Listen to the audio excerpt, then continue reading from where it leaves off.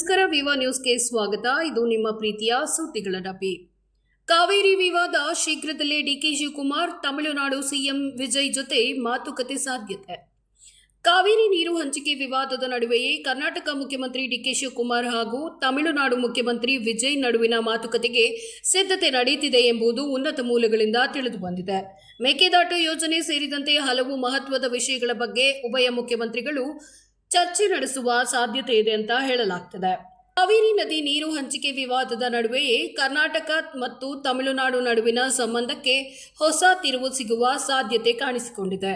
ಕಾವೇರಿ ನೀರು ವಿವಾದ ವಿಚಾರವಾಗಿ ಕರ್ನಾಟಕ ಮುಖ್ಯಮಂತ್ರಿ ಡಿಕೆ ಶಿವಕುಮಾರ್ ಹಾಗೂ ತಮಿಳುನಾಡು ಮುಖ್ಯಮಂತ್ರಿ ಜೋಸೆಫ್ ವಿಜಯ್ ನಡುವಿನ ಮಾತುಕತೆಗೆ ಸಿದ್ಧತೆ ನಡೆದಿದೆ ಅಂತ ಮೂಲಗಳು ತಿಳಿಸಿವೆ. ಈ ಸಭೆ ನಡೆದರೆ ಹಲವು ದಶಕಗಳ ಬಳಿಕ ಉಭಯ ರಾಜ್ಯಗಳ ಮುಖ್ಯಮಂತ್ರಿಗಳು ಕಾವೇರಿ ಸೇರಿದಂತೆ ವಿವಿಧ ವಿಷಯಗಳ ಕುರಿತು ಒಂದೆಡೆ ಸೇರಿ ಚರ್ಚೆ ಮಾಡುವ ಸಾಧ್ಯತೆಯಾಗುತ್ತೆ.